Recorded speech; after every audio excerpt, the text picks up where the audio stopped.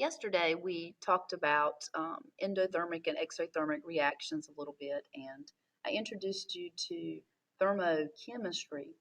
So one thing I would like for you to do is I put the link to this website on Edmodo. So I would like for you to take a few moments to go to the link on endothermic and exothermic reactions with the energy diagrams and check those out so that you'll be familiar with things like the activated complex, the energy of activation, and also how to look at the diagram and determine if it's endothermic or exothermic.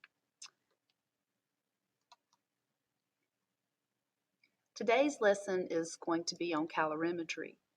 And so let's take a look at this introduction to what a calorimeter is and specific heat, and then we'll go to some calculations using a formula best known as Q equals MCAT.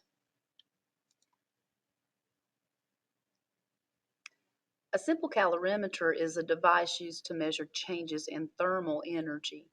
A calorimeter is a very carefully insulated device so that the heat transfer to the external world is kept to a minimum.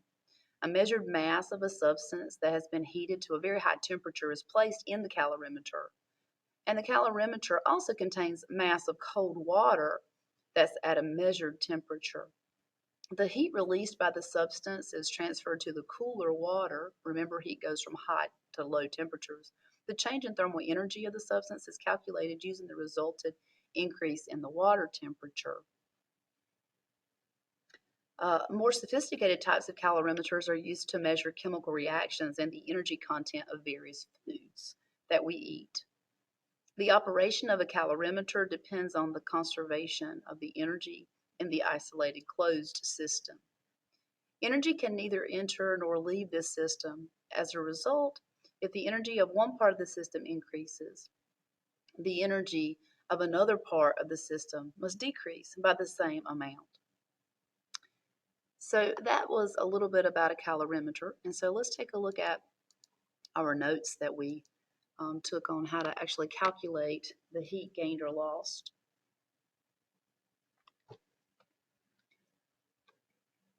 That's a little large, sorry y'all.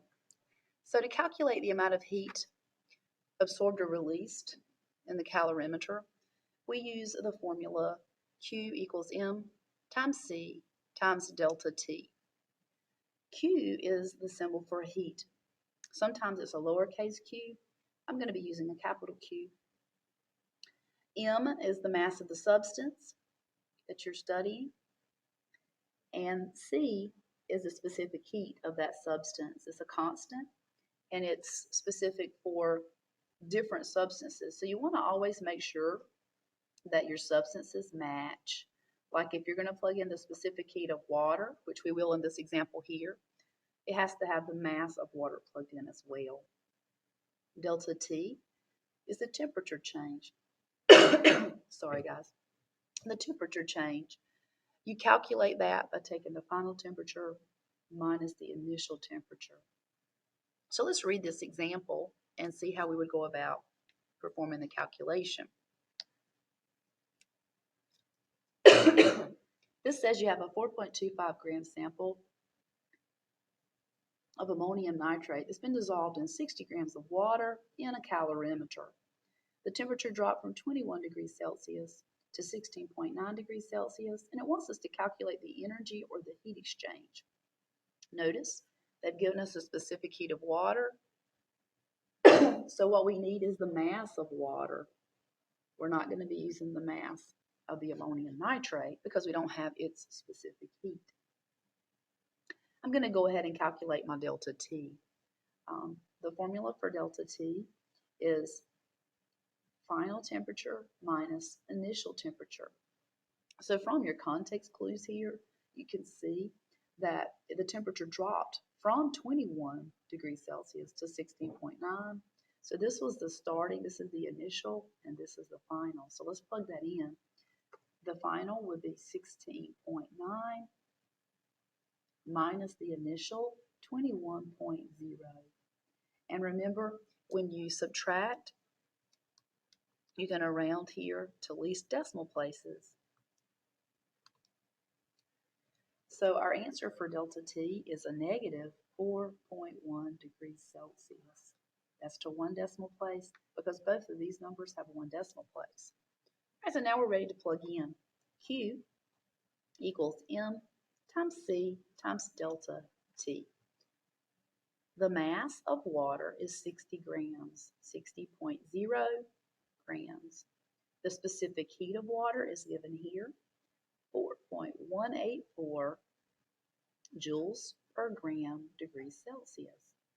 And then finally, our delta T that we calculated over here, we're going to plug it in right here, negative 4.1 degrees Celsius. Notice the mass cancels and the degrees Celsius cancel. And the unit we're left with is joules. So we multiply that out, 60 times 4.184 times negative 4.1, and we're going to get a negative 1,029.264 joules. Now I'm going to convert that to kilojoules. Normally that's what you would do, and then we'll round it to proper sig figs. Remember, using our metric conversions, kids have dropped over. To go to kilojoules, you would just go from home base 1, 2, 3 places backwards. So if we move this back 1, 2, 3, we get a negative 1.029264 kilojoules. So now let's round this so that it has the proper sig figs. The specific heat is a constant, so it's got unlimited sig figs, but the measured numbers we have here are the mass. There's 3 sig figs here and 60.0, and there's 2 sig figs in our delta T. So we're going to round our answer to 2 sig figs. So you're going to round the number right here, and that's going to give us our final answer for Q as a negative 1.0 kilojoules. Now, if you left it in joules, that's fine. You would have to write it in scientific notation. If you had left it in joules, it would have been negative 1.0 times 10 to the third joules. Pretty simple formula to use. Q equals MC delta T. A couple of definitions that you also need to be familiar with for this unit. Enthalpy, entropy, and Gibbs free energy. Let's look at enthalpy first. Enthalpy is defined as the heat content of a system, and the symbol is delta H. If your delta H is a positive value, it's an endothermic process. If your delta H, your change in enthalpy, is negative, that means it's an exothermic process that occurred. So let's do some examples here. If you were to just see delta H as a negative 2,043 kilojoules, since we have a negative sign here, would that be endothermic or exothermic? Well, up here, negative means exo, so if that is correct, you'll say exothermic for that one. Hope you got that right. All right, what about the delta H if it was a positive 113 kilojoules? Look at your sign. That indicates the direction of heat flow. Positive enthalpy changes means it was endothermic. Okay, pretty simple. All right, the next term you need to be familiar with is entropy. Now don't confuse this with enthalpy, they're very similar. I've always remembered enthalpy and its symbol and name because of the H's in it. Notice enthalpy has an H in it. The symbol is a delta H, and its heat content, which also starts with an H. Entropy does not have an H in it. Entropy symbol is delta S, and it's a measure of the disorder in the system. I remember disorder has an S in it, and the symbol for entropy is an S. And the universe does tend to move towards greater disorder or entropy. Just think about it. Water will evaporate naturally, going from a liquid to a vapor, and the gas state is very disorganized or has a high entropy. It would never, water would never freeze by itself without you putting it in a cooler system and cooling it. Gibbs free energy is the third term you should be familiar with. the symbol and the definition